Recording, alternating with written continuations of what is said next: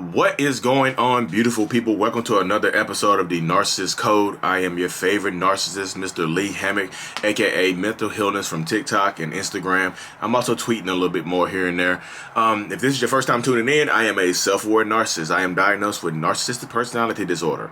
And the point of this platform is to raise awareness to narcissists and validate victims, get more people into therapy, if that's possible. I've had a few go to therapy, but I'm thankful for that. So today's episode is going to be about first dates with a narcissist from my perspective.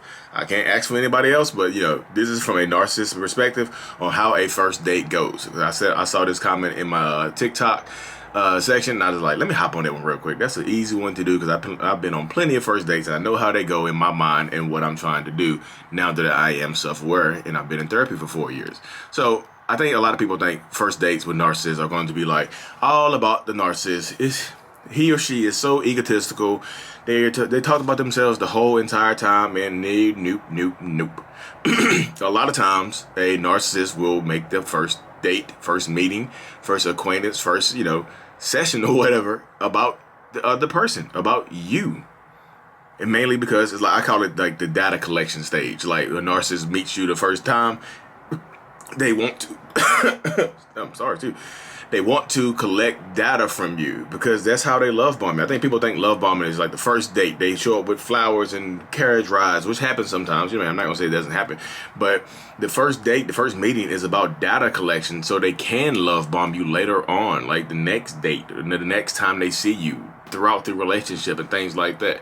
They'll ask you questions out. One of the main questions a narcissist will ask you. I know normal people will ask this question as well, guys. So just going to get it out there. But me as a narcissist, I would ask, why is somebody like you single? And they would just go into detail about why they are single and why the other person didn't work out and the things that they didn't like in their other person. They were toxic. They did this. They did that.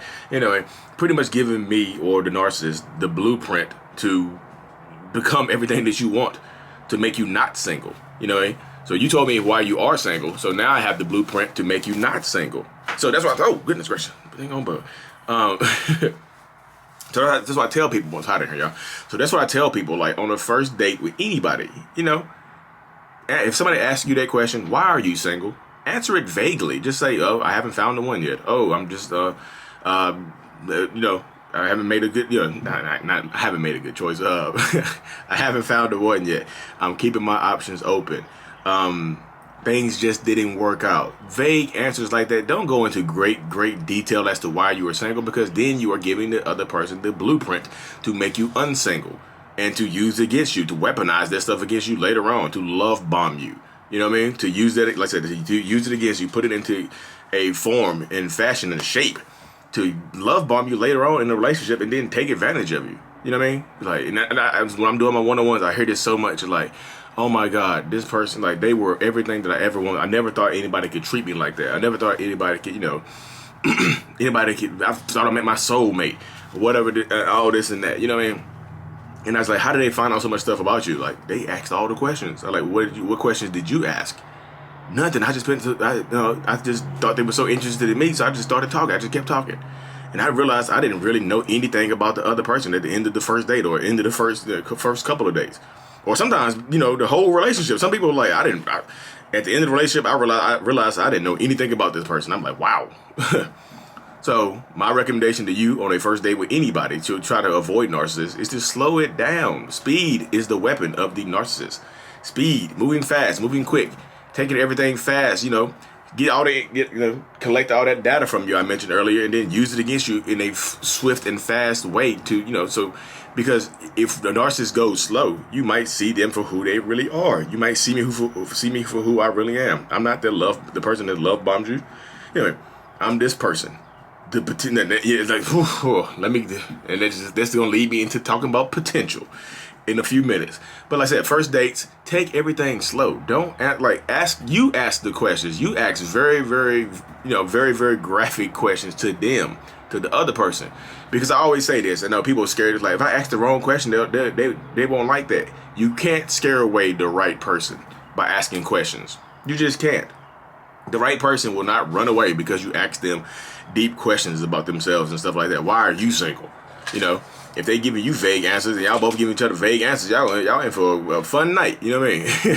That's why I say, like, ask deep, penetrating questions about narcissists. If they asking deep questions to you, ask the same questions to them and don't accept a vague answer. If they ask you a question like, "What's your relationship like with your mom?" and then you give a graphic, detailed answer, and then you ask the same question to them, and they just like, "Oh, it's not good." That's unacceptable. You know, ask graphic questions, match their energy, match the energy of the person sitting across from you, or the person walking next to you, or the person dancing up on you, or whatever you meet at. You know what I mean? The deep, penetrating questions help and slow it down. I know everybody wants the Disney story romances and stuff like that. A lot of Disney characters are narcissists, which is another series I'm starting here pretty soon called, Narcissist in Disney. We're going to get on that later on. But everybody wants that Disney story, the Disney story romance and whatnot. Oh, sweep me off my feet. Boom. If they are sweeping you off your feet too fast, it is to drop you on your head. Sweep, drop, right on top of your noggin. Notice that, slow it down. I know everybody wants to be married and quick, microwave society. We live in such a microwave society. Everybody wants instant results, instant noodles, instant chicken, instant broccoli, instant love, instant kids, instant marriage. Slow it down. Put it in the oven. Broil it. Put it on broil. Preheat the relationship first. You know what I mean? You gotta preheat the relationship to let it heat up on its own. Let it heat up to a certain extent. Don't just turn it on. Don't turn it on 500 and let it go fast. Slowly preheat the relationship. And there's conversations and things like that. Take it slow, please. If you want to avoid narcissists, you want to avoid people like me, you need to take it slow. Because speed is the weapon of a narcissist. Does it work all the time? No. But it works better than running fast. It works better than going super fast because it's a lot easier to miss red flags when you are speeding through the relationship, when you are speeding through everything. When you're running fast, you miss red flags because they look different colors. Like, was that you sprinting? Was that a red flag? No, that was orange. I keep running. Was that a red flag? No, that was dark brown.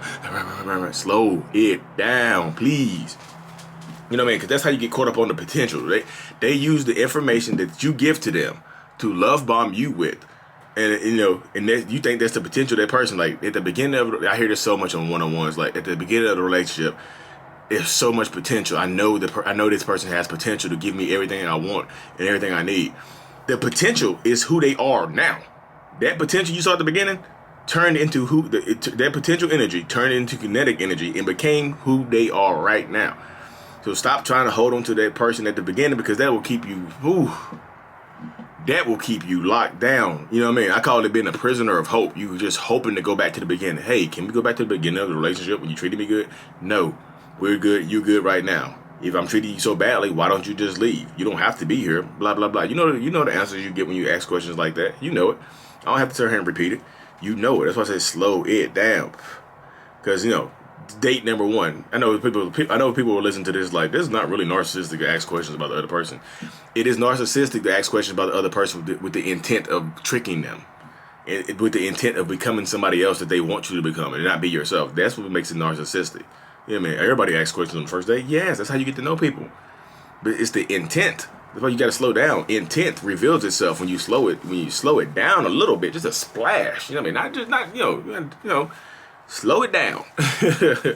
You know what I mean? That's what I say. Because potential, like hoping against hope, waiting on trying to get back to the beginning of the relationship to what the potential of the relationship was, what you thought it could be. It is what it is. That potential turned into kinetic energy and became the relationship that you are in right now. That person you are with right now is who they were supposed to become. That's who they would have been in the beginning. If they wouldn't have collected all that data to love bomb you and give you everything that you want. How else would they know how to give you everything?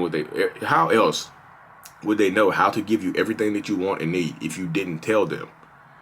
If you're going so fast, you're going to tell them everything you want and need, and they give it to you. Like, how did this person know? You told them. You opened their mouth and told them. That's how they know. That's what I tell people. You got to slow it down. People always ask me, like, what's the best way to spot a narcissist on the first date? Slow down. Hey, why are you single? Oh, because I haven't found the one. I'm just out here dating, trying to find the one. Don't give no. Hey, because the last person I was with yelled and screamed at me. They didn't hold my hand. My love language is physical touch, and they never touched me or whatever. So you see how it went right there? You're giving them literally everything they use against you. So they know your love language is physical touch. So when they get mad at you, they won't touch you. Now that we withhold the intimacy because they know you like it. You know what I mean?